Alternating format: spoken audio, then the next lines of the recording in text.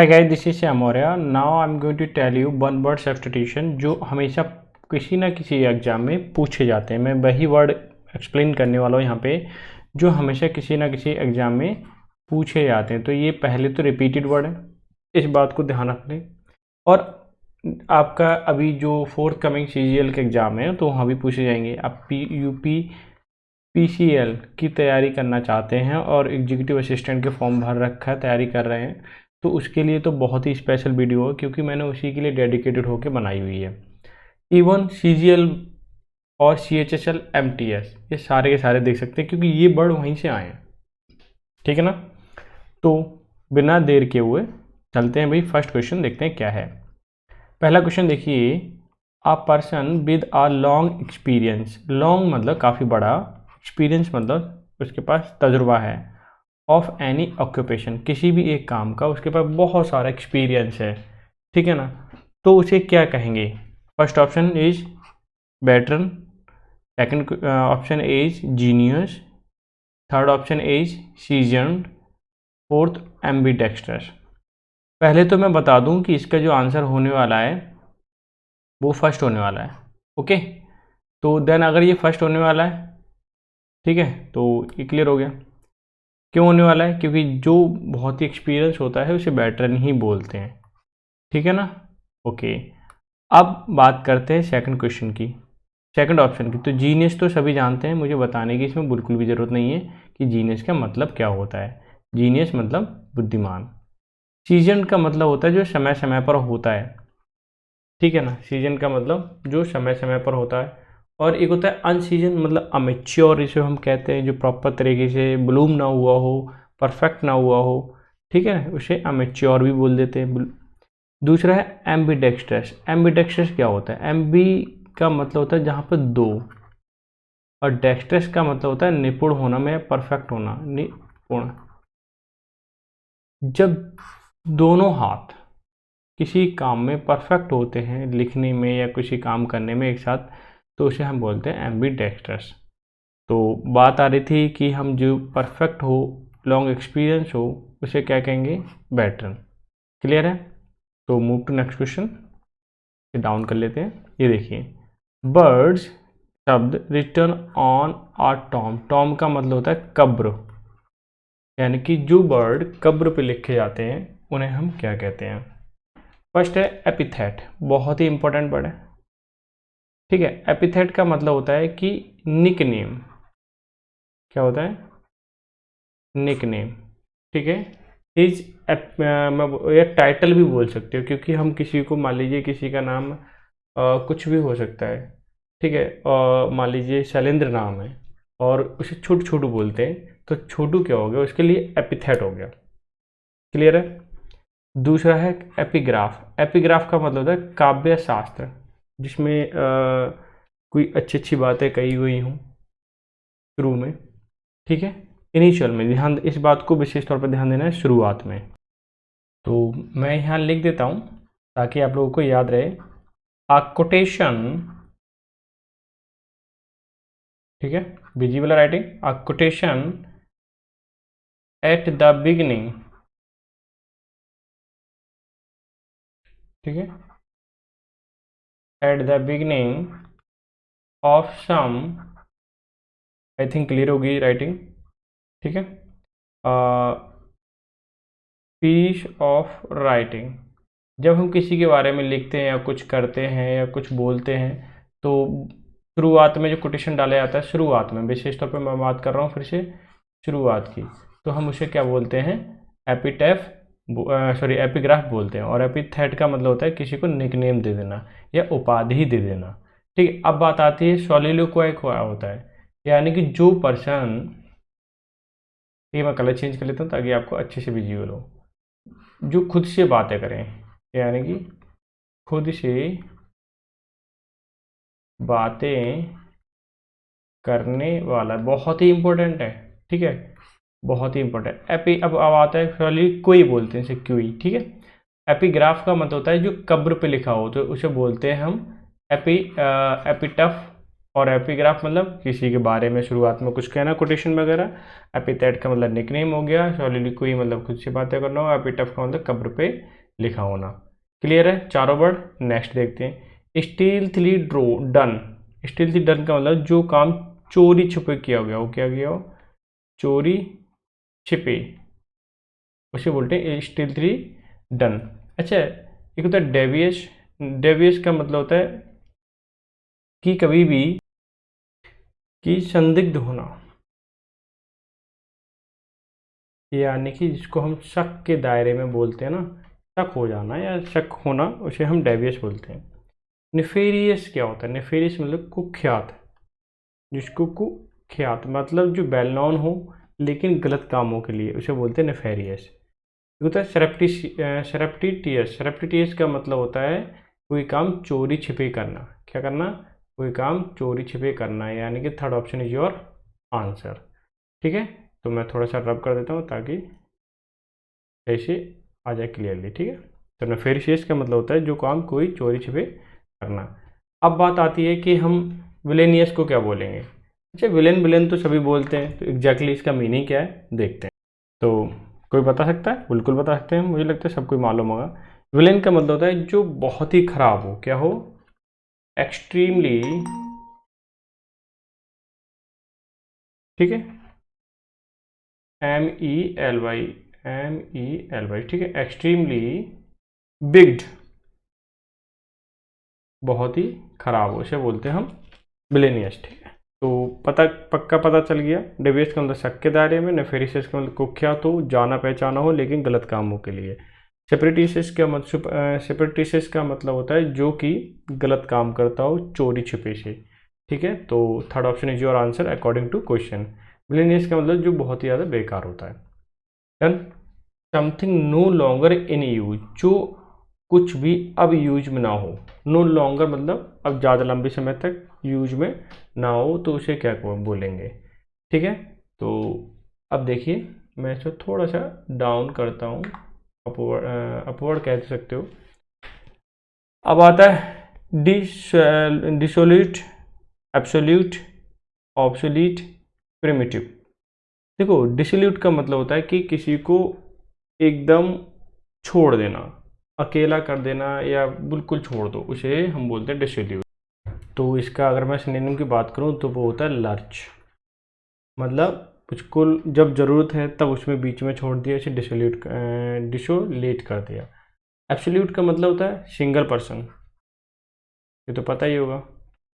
एक होता है एब्सोलीट का मतलब जो अब लॉन्गर यूज में ना हो, तो इसका मतलब थर्ड ऑप्शन एकदम करेक्ट हो जाएगा, जो यूज में नहीं होता है। प्रिमिटिव का मतलब हो जाए जो एकदम फंडामेंटल वे में हो, यानी कि बहुत ही आदिवासी लोग जिसको हम बोल देते हैं ना, आदिवासी प्रिमिटिव लोग ही तो होते हैं, तो उन्हें प्रिमिटिव बोला जाता है, क्योंकि जो पुरानी परंपरा या ढंग से रहे उसे प्रिमिटिव होते हैं पुराने रूप के लिए।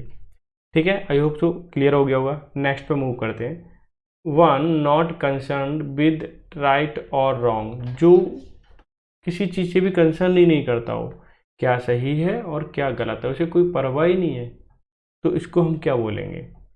अच्छा, तो मैं सबसे पहले change colour of pen now. Moral, जो नैतिक नियम, यानी क्या ठीक है क्या नहीं ठीक है, उनको हम ध्यान रखते हैं, उसे कहते हैं मोरल। तो ये तो ऑप्शन हो नहीं सकता, बात नॉट लिखा हुआ है इसमें क्वेश्चन में।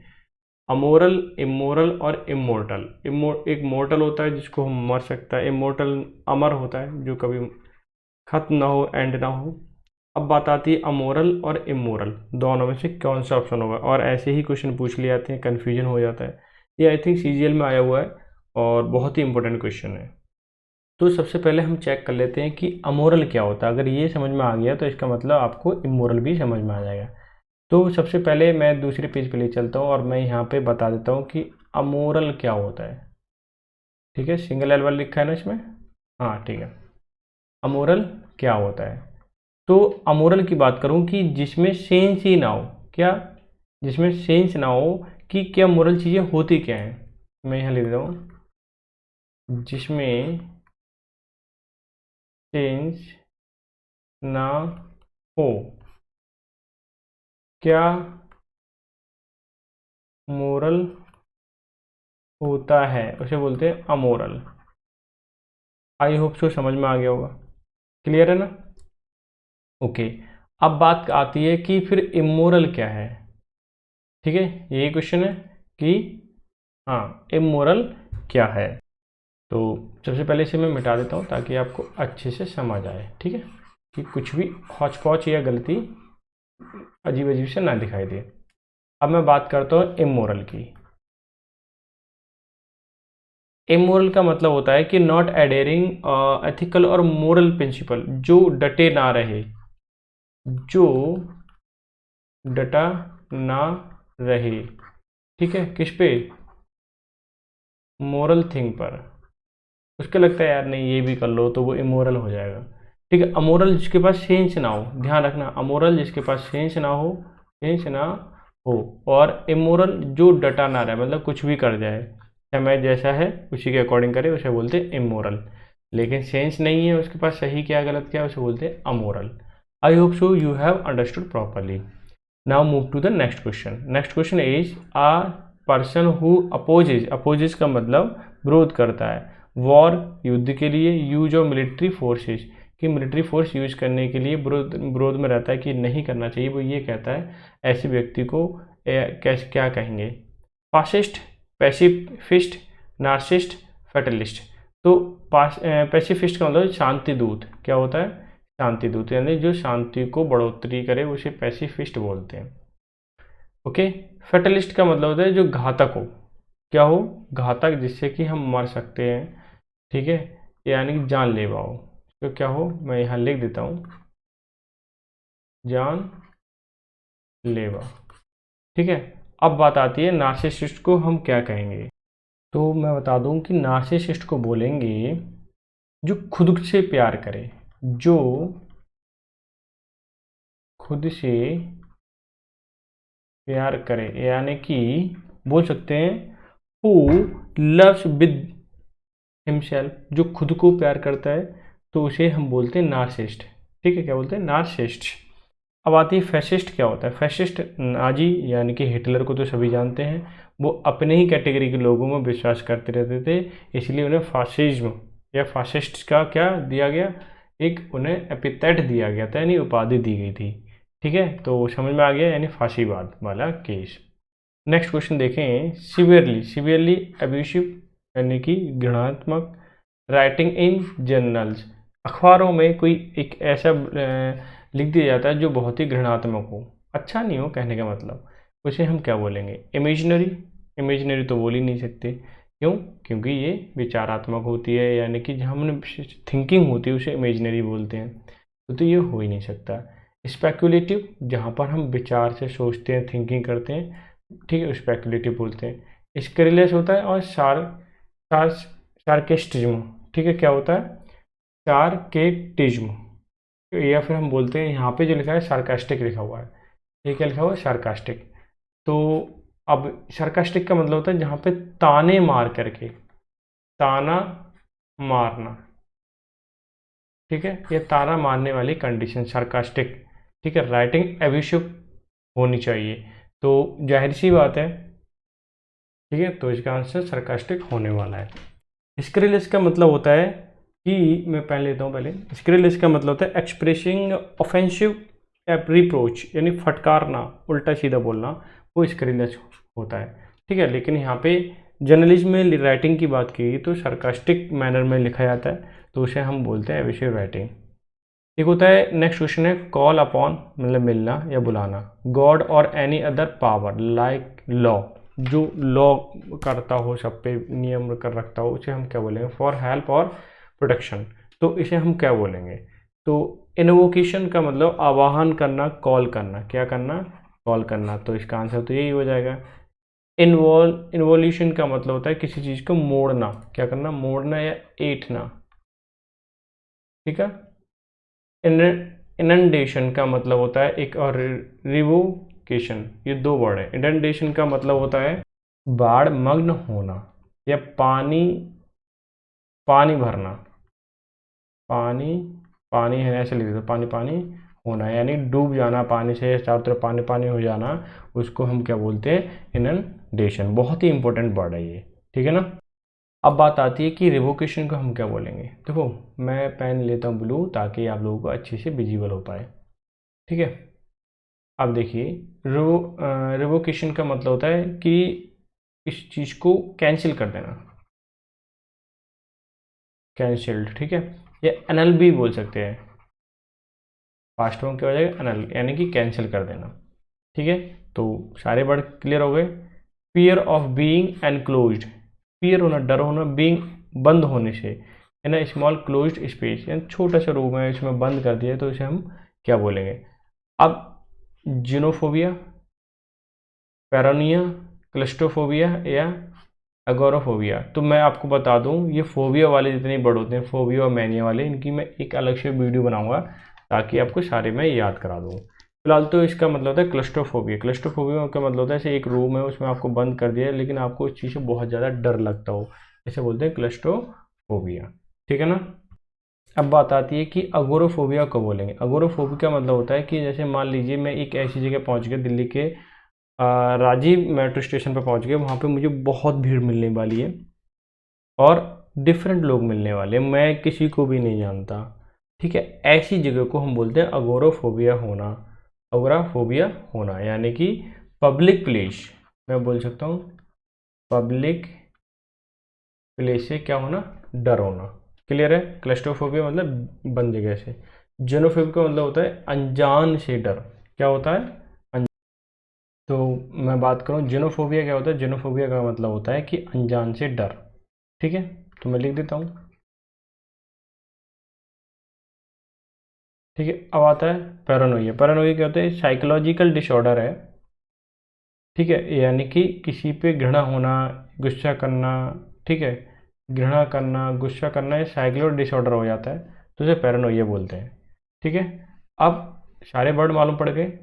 अब नेक्स्ट पे मूव करते हैं, लास्ट क्वेश्चन होने वाला है। One who has become dependent, dependent on something और ड्रग्स, जो ड्रग पे डिपेंडेंट होता है उसे हम क्या बोलते हैं। देखो एडामंट का मतलब था अटल होना, यानी कोई चीज़ लिख दी तो लिख दी, अब वो मिटने वाली नहीं है, उसे कहते हैं एडामेंट। एडिक्ट, और ये वाला एडिक्ट और डेरिलेक्ट। तो सबसे पहले हम बात करते थे एडिक्ट का मतलब किसी चीज़ को आदी होना। ठीक है, जैसे कोई स्मोकिंग करता है तो स्मोकिंग करता है तो जाहिर सी बात है उसका क्या हो जाएगा, आदी हो जाएगा। जब आदी हो जाएगा तो उसी चीज़ वो छूटने वाली नहीं है, तो उसे हम क्या बोलेंगे, एडिक्ट होना। ठीक है, अब आता है बात डेरिलेक्ट। डेरिलेक्ट को हम क्या कहते हैं, डेरिलेक्ट का मतलब होता है कि किसी भी चीज़ को कि बाहर निकाल दो, जॉब नहीं है उसके पास। ठीक है, यानी कि गिव अप किया हुआ है, सारी चीज़ें त्याग की हुई है, उसको मतलब त्याग ही दिया। A person without home job property ऐसा कोई होता है तो उसे हम क्या बोलते हैं, डेरिलेक्ट बोलते हैं। क्लियर हो गया। अब एडिक्ट वाली बात आती है, ये वाला वर्ड एडिक्ट। एडिक्ट की अगर मैं बात करूँ तो ये होता है कि एक ऑर्डर, ठीक है, ये प्रोक्लेमेशन यानी कि प्रोक्लेमेशन का मतलब किसी की घोषणा करना। ठीक, इशूड बाय ए पर्सन या अथॉरिटी, जब घोषणा कर दी जाती है, ठीक है, उसे किसी व्यक्ति के द्वारा या अथॉरिटी के द्वारा उसे बोलते हैं एडिक्ट, या एडिक्ट ऑर्डर भी बोल देते हैं लोग। तो एडिक्ट है एक्चुअली वर्ड, तो एक ही लगाएंगे इसमें। तो एडिक्ट का मतलब ऑफिशियली ऑर्डर भी बोल सकते हो, सीधी सीधी बात ये है, ऑफिशियल ऑर्डर। एडामेंट मतलब अटल होता है जो मिटे नहीं। ठीक है, एडिक्ट मतलब आदि पड़ जाना। डेरिलेक्ट मतलब त्याग किया हुआ, यानी कि सब कुछ छूटी हुई चीज़ें, तो उसे डेरिलेक्ट बोलते हैं। ठीक है, मैंने 10 क्वेश्चन लिए और 10 के 4-4 ऑप्शन, यानी कि 40, और दो कुछ और एक्स्ट्रा भी बता देंगे। लगभग 50 क्वेश्चन मैंने यहाँ पर डिस्कस किए हैं आपके साथ। वीडियो अच्छी लगी हो तो लाइक ज़रूर कर देना, क्योंकि यहाँ से मोटिवेशन मिलेगा और मैं और भी चीज़ें ला के आपको प्रोवाइड करा पाऊँगा। आई होप सो वीडियो अच्छी लगी होगी, लाइक करोगे, शेयर करोगे। ठीक है, तो अगर ये सारी चीज़ समझ में आए तो ज़रूर शेयर कर देना, लाइक कर देना। ठीक है, तब तक के bye bye and take care, have a good day.